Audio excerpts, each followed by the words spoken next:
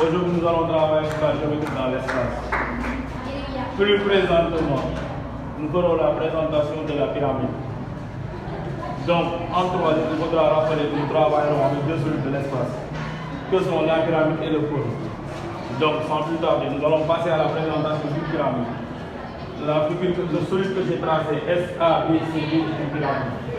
Maintenant, quand on parle de pyramide, on le caractérise par ce qu'on appelle son sommet, par sa hauteur, par ses arrêts, par ses faces et par le polygone de la base. Donc, si je prends la pyramide S, A, B, C, D, le sommet de la pyramide, c'est le point S. Maintenant, quand je prends la hauteur c'est le segment S, SO. Maintenant, les arrêts sont les segments SA, SB, SC et SD. Par définition, une arrêt n'est rien d'autre qu'un segment reliant le sommet de la pyramide à un sommet du polygone de la base. Si je prends la base de la pyramide S, A, B, C, D, ce n'est rien d'autre que le quadrilatère A, B, C, D. Dès l'instant où je relie S au point A, j'obtiens une arrêt. S au point B, j'obtiens une autre arrêt. S au point C, j'obtiens une autre arrêt. S au point D, j'obtiens aussi une autre arrêt. Donc les arrêts sont les segments SA, SB, SC et SD. Cela signifie que dans la pyramide que j'ai tracée au tableau, j'ai 4 arrêts.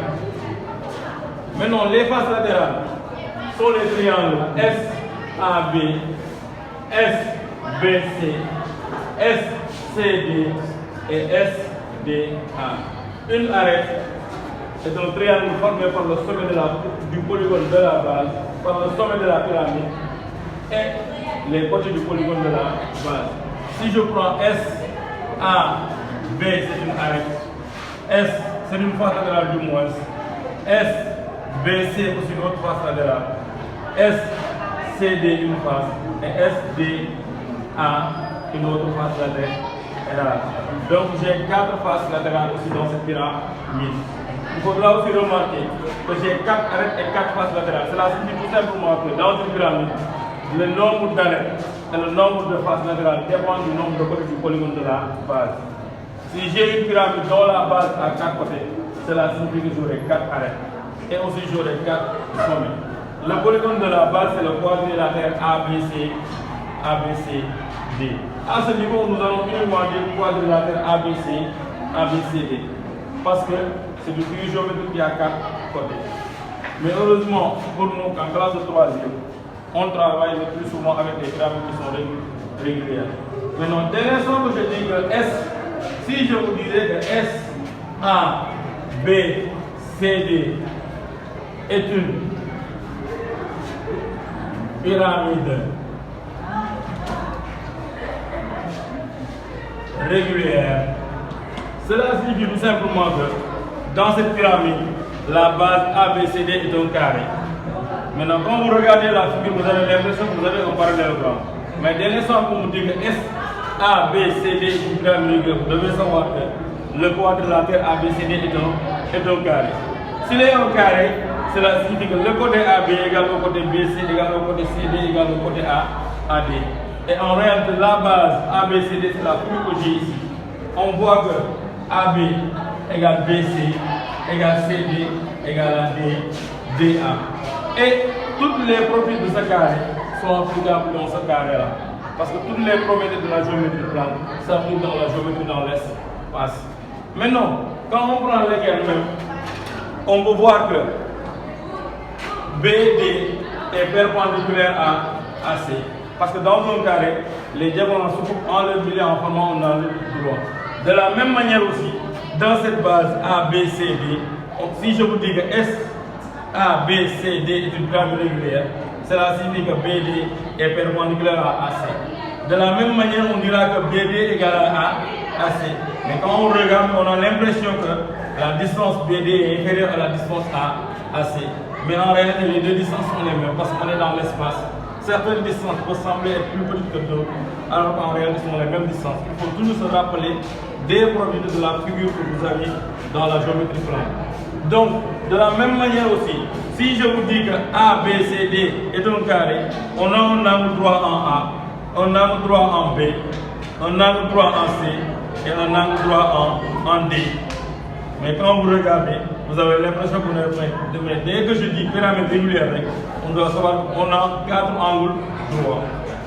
Et si on vous dit aussi que SABC est une pyramide régulière, les arêtes SA, SB, SC et SD ont la même longueur. Cela signifie que SA égale SB égale SC égale à SD. Mais quand on regarde la figure, on a l'impression que la longueur SA est supérieure à la longueur SB.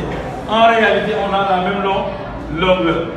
Aussi, les faces latérales sont des triangles qui ont celles de même aire. L'aire de SAB sera égale à l'aire de SBC qui est égale à l'aire de la face SCD qui est aussi égale à l'aire de la face SDDA. Donc, toutes ces informations sont tirées d'une pyramide qui est régulière. Dès qu'on dit régulière, toutes ces informations doivent sauter. Donc, on doit savoir que les arêtes ont la même longueur. Cela signifie que la longueur SA égale à la longueur SB égale à la longueur SC égale à la longueur SD. Autre chose aussi à préciser, dès l'instant qu'on parle de pyramide, vous devez savoir que SO est perpendiculaire à AC. SO c'est une hauteur, parce que par définition la hauteur d'un triangle, c'est la droite issue d'un sommet qui est perpendiculaire au support du côté opposé. On doit savoir que SO est perpendiculaire à AC. Donc cela veut dire que le triangle SOC est un triangle qui est isocèle en O.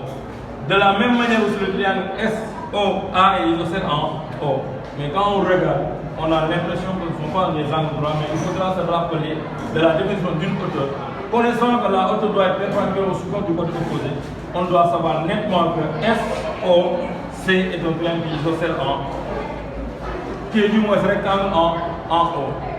Maintenant, à rappeler ce qu'il faut retenir, il y a le sommet de la pyramide, il y a la hauteur, il y a les arêtes, il y a les faces latérales, il y a le polygone de la base AB, ABC, ABCD. Maintenant, pour l'instant, c'est tout ce qu'on pourrait dire pour une pyramide régulière. Maintenant, dans les prochaines vidéos, nous reviendrons sur le fond de l'évolution. Je vous remercie et n'oubliez pas de vous abonner.